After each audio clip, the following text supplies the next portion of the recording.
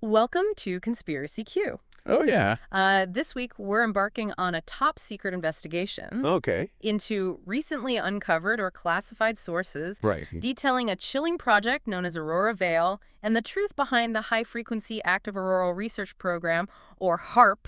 I've heard about this. Forget what they told you about ionospheric research. Oh, really? Our mission today is to unpack the unsettling claims that HAARP is not just a research station, but a clandestine global weapon with the power to manipulate weather, induce earthquakes, Oh, wow. and even control minds. No way. These recently uncovered or classified sources paint a disturbing picture. I bet. And we're here to guide you through the most crucial and unsettling details. Okay, so what kind of sources are we talking about here? Or right away. Yeah. What's fascinating as we delve into these recently uncovered or classified sources is the stark contrast Okay. between the official narrative surrounding HAARP and the much more unsettling picture painted within this material. You have the public face of ionospheric research, Right. and then this collection of documents marked with caveats, Oh, interesting. hinting at something far more impactful and covert. Wow.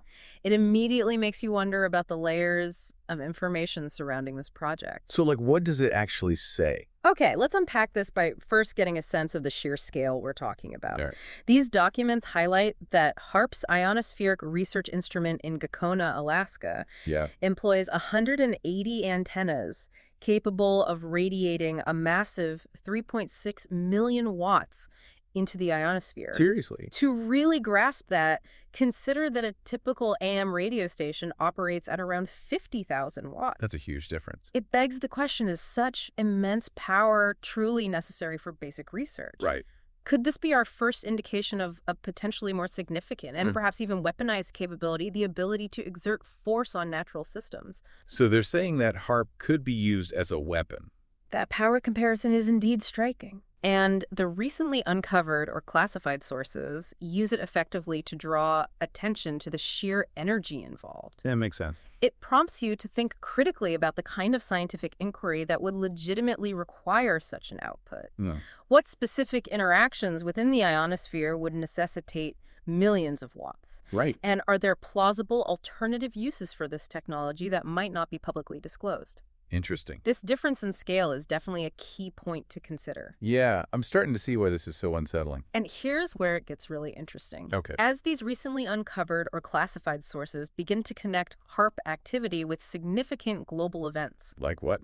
they point to Hurricane Katrina in August 2005, noting alleged unusual HAARP activity in the lead-up, Really? and suggesting the possibility of man-made atmospheric influences contributing to its intensification. Wow. Then they discuss the Haiti earthquake of 2010, referencing purported leaked HAARP activation logs, indicating targeted energy pulses in the Caribbean along with a shallow epicenter, something they suggest aligns with the theoretical reach of ELF emissions. ELF emissions. Following that, the 2011 Japan earthquake and Fukushima disaster are mentioned, Oh, wow. with claims of satellite ionospheric readings spiking precisely 3 days prior, allegedly consistent with HAARP-like energy bursts. So 3 major disasters potentially linked to HAARP.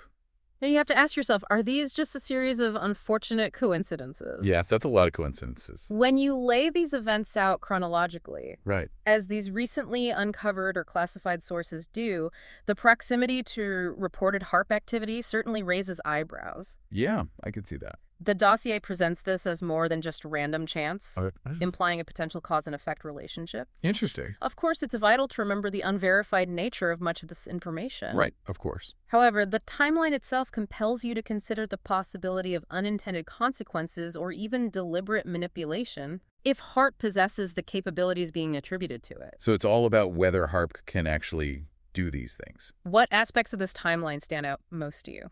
Well, the timing of the ionospheric readings before the Japan earthquake is definitely suspicious. The strangeness surrounding HAARP doesn't end there.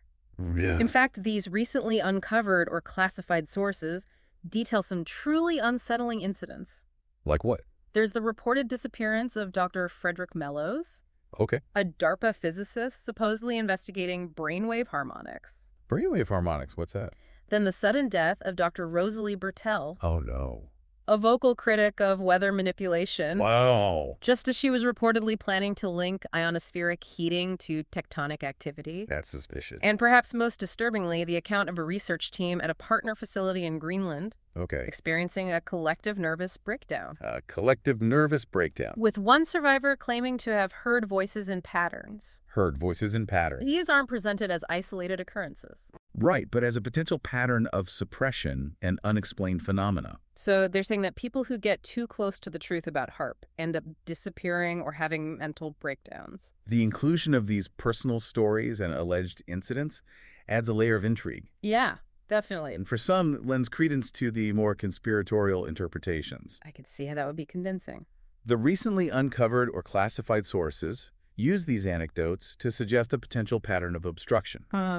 Or even the silencing of individuals who may have come too close to the truth about HAARP. So it's like they're trying to cover up what HAARP is really capable of. The reference to brainwave harmonics in connection with Dr. Mellows. Right. And hearing voices and patterns in the Greenland account foreshadow the later discussion of mind control possibilities outlined in the dossier. Mind control. This is getting really creepy. And that brings us to what many find to be the most disturbing aspect highlighted in these recently uncovered or classified sources. Oh, boy. The potential for mind control. Mind control, really. The 1985 patent by Bernard Eastland, titled Method and Apparatus for Altering a Region in the Earth's Atmosphere, Ionosphere, and/or Magnetosphere, is cited.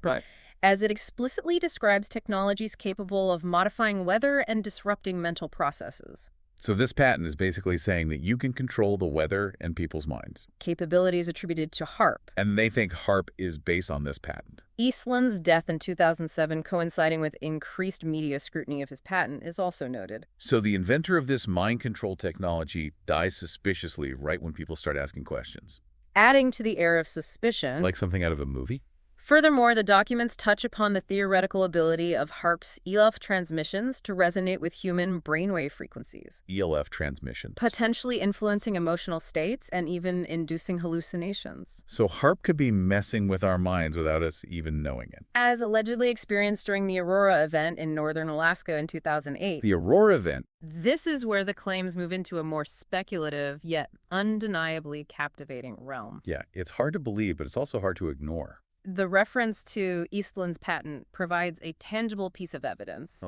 A documented technology that could theoretically be adapted for the purposes described, even if that wasn't its primary stated goal. Right, so this technology exists, whether or not it's being used for mind control. The alleged overlap between HAARP's ELF transmission frequencies and the range of human brainwave frequencies is presented as a key vulnerability. So our brains could be susceptible to these transmissions. The Aurora event, while anecdotal, serves as a purported real-world example of these theoretical capabilities in action, however difficult to verify independently. Right. We don't know for sure if the Aurora event was really caused by HAARP, but it's still pretty scary to think about. It certainly raises significant ethical questions about the potential uses and misuses of such technology. Absolutely. This kind of technology could be incredibly dangerous in the wrong hands. Finally, these recently uncovered or classified sources detail what they allege to be a potential media blackout and a deliberate disinformation campaign surrounding HAARP. A media blackout. They point to locked Wikipedia pages. Really? Deleted accounts of independent researchers, and debunking channels with alleged ties to ex-government media contractors as evidence of a concerted effort to control the narrative. So they're saying that there's a whole system in place to prevent people from finding out the truth about HAARP. The claim that there are similar facilities worldwide forming a global grid only deepens the questions about a potential global climate engineering agenda or even a silent war being waged in the ionosphere. A global grid. So this isn't just limited to Alaska. This focus on information control is a classic element within many conspiracy theories. Yeah, that's true. The details provided in the recently uncovered or classified sources, if accurate, do suggest a potential effort to suppress alternative explanations and maintain a specific public understanding of HAARP. So they're controlling what we know about HAARP. The idea of a global grid of similar facilities expands the scope of the alleged operations significantly. Yeah, this is getting bigger and bigger. Implying a worldwide initiative rather than an isolated project in Alaska. So this could be happening all over the world. Connecting this back to the initial dichotomy we discussed, it reinforces the theme of a potential hidden reality beneath the surface of official explanations. It's like there's a whole secret world out there that we're not supposed to know about. Ultimately, this top-secret investigation into Project Aurora Veil and HAARP, based on these recently uncovered or classified sources, leaves us contemplating some truly profound and unsettling possibilities. Yeah, it's a lot to take in. Whether HAARP is indeed a weather control weapon, an earthquake inducer, a mind control device, or something even more complex, Right. the information presented, the patents, the alleged anomalies, the stories of vanishing scientists, and the unexplained events, certainly warrants a deeper look and continued questioning of the official narratives. I agree. We need to keep digging for the truth. This top-secret investigation serves as a powerful reminder that perhaps the so-called conspiracy theories surrounding HAARP deserve more critical attention than they often receive. So we shouldn't just dismiss these theories as crazy talk. What will you do with this information now that you have it? Well, I'm definitely going to be doing some more research on my own. The narrative woven together by these recently uncovered or classified sources, while remaining in the realm of the unverified, presents a compelling challenge to conventional understanding. It definitely makes you question everything you thought you knew.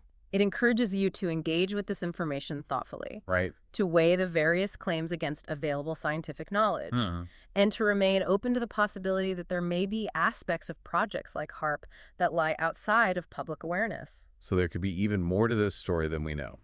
This brings us to a final, perhaps uncomfortable question. Okay. In an age of increasing technological power and complex global systems, how can we as individuals effectively discern the truth and ensure accountability regarding potentially impactful scientific endeavors? That's the million-dollar question, isn't it? We're all in this together, folks. Stay vigilant. And keep those tinfoil hats handy. You never know what's out there. Until next time on Conspiracy Q. Stay woke. Good night. Good night. And good luck. You're gonna need it.